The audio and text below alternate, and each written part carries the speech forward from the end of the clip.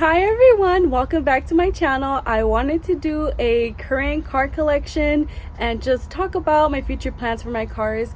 I love watching these types of videos because I love to see how other people's car collection evolves throughout the years. So I decided to make my very first one today, and I wanted to start off with my youngest child, Rubí. Rubí is my 2023 Hellcat Challenger last call jailbreak, and I honestly can't get over the fact that I get to see her every day, and the whine each time I step on it always makes me smile so much. But yeah, so the reason why I ended up getting a Hellcat was really because I wanted a fun car that I can drive on the weekend to unwind from work. And second reason why I ended up getting her was because, well, actually, like, the biggest reason was because Dodge was discontinuing this model. So I decided to just, you know what, bite the bullet and get my Hellcat. Even though I have been enjoying her stock, I do want to do a full bolt-on build on her. So I probably will start off with like an intake, an exhaust, and a pulley. I also kind of want to maintain a street legal car, but add just a little bit more performance to her. I do want to get like a completely different car to do a full like race build, but that's like a story for another day. I haven't changed my mind on getting like a carbon fiber hood. I just think it will look so cool with the octane red. Now I don't know if I want it gloss or matte. I'm torn between the two, so let me know what you guys would vote for, because I am so undecided on which one I want to do. But I do want to get a matching wing for it as well. I just think it will look so cool against like the octane red. Also, I do want to get new wheels for her.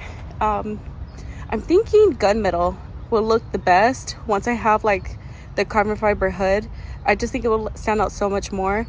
Also, I don't want to get light colored wheels because they don't look bad right now, but the brake dust on this is crazy. So let me I'm scared. Yeah, that's pretty bad. So that's the reason why I don't want to get any light colored wheels, but maybe gunmetal will look really nice. Let me know what you guys think. Again, this is what I'm concerned with. Just the the brake dust on this is just crazy. As far as the interior, I do have a few things in mind. So I already have this piece carbon fiber, but I really do want to change out this as well as this into carbon fiber and maybe change the steering wheel. But I just think like those things will kind of bring up will look really nice in here because it's a little basic. But the biggest change inside the interior that I am the most excited about is getting a rear seat delete. I've seen a few other Challengers have that, and I fell in love with the look so much. Plus, I don't have to leave my backpack out in the trunk or on the floor, and I definitely don't want to put my backpack on the seat because I'm not trying to ruin the seats as well. But I just think that will look so nice in here. I just think that looks so cool. So I am super excited to get that done.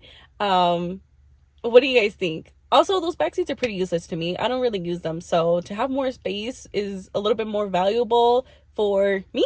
So those are just some of the plans that I have for Rubí in the near future, but I do have a second child, and we're gonna go out in the back right now to show you guys. But I've been hiding this bad boy for such a long time. In this glass house, I actually have my Polaris Scrambler 850 in this vibrant orange burst. Here's a better look of my baby, and I named him October because I got him in October of 2021, and I love him so much because of how boxy he is. Let me go around, but ignore this dirt bike. This is not mine.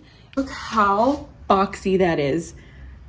Oh, I love it so much, mostly because there's a lot of panels that cover your legs, especially for like the mud and all the bushes that you drive through. You can see the spider webs already because it's been a while since I moved it. So the story how I got my Scrambler, my friends wanted me to hang out with them, and they asked me to get an ATV, and I said, look, I can't get an ATV and make that type of commitment if I never driven one before. And I'm not much of an outdoors person, mostly because like I've never really done outdoor activities.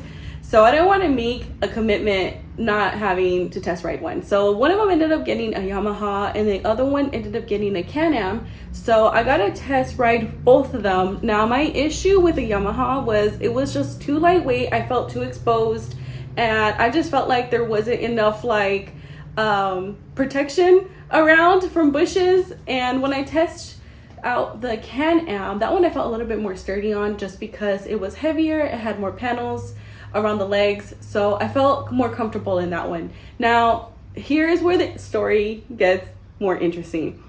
It was 102 degrees outside and I didn't know what to wear besides t-shirt, jeans, and sneakers. And I didn't realize that the Can-Am doesn't have much heat shields on it, and the engine is actually in between your calves right there. Apparently your girl's delicate. So when I started complaining about like it's really hot between like my legs, like it's burning, everyone thought I was being dramatic until I took off my pants and I was literally marbled red all over my legs because of how hot it was between like where the engine was. And it was 102 degrees, and the best way I can describe how it felt was like if a fire ant bit you. It was not good times. I recovered, but at the same time I was like, that I can't get a Can-Am. So I was looking for something that had more heat shields on it, and I ended up getting the Scrambler. And sadly I haven't driven it in about a year, and that is because the friend with the Yamaha decided that he wanted to start modifying his ATV, and it's literally taken him over a year. And I'm pretty sure we all have that one friend that says, I want to modify, I want to do it by myself, and they take forever. So because of him, I haven't gone out and driven my ATV in a while. And despite my efforts to warm it up, drive it around to make sure it doesn't die, the battery did end up dying, and I ended up recharging it, and guess what, now it doesn't want to start.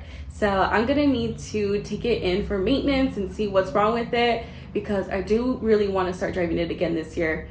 But yeah, that's like the story behind my Polaris. I did get the storage unit for the ATV because I am that friend in the group that likes to be prepared for anything. So I'll keep like a first aid kit in here, everybody's water bottles, sometimes sweaters if it's that cold outside.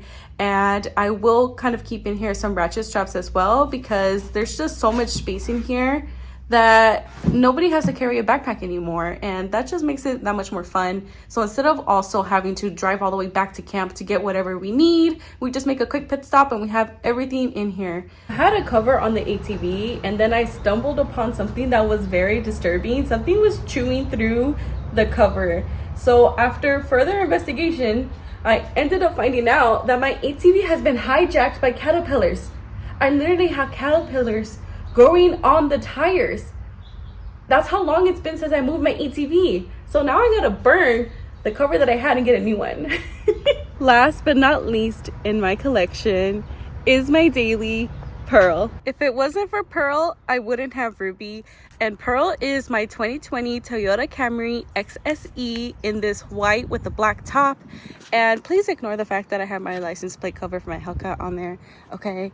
But originally I wanted this in silver with the black top, but they didn't have any in my area.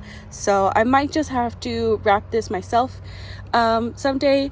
But my favorite part about this car is the red interior. If you follow me on my Instagram page, miss.srt01, a lot of my stories are actually filmed inside of my Camry on my way to work.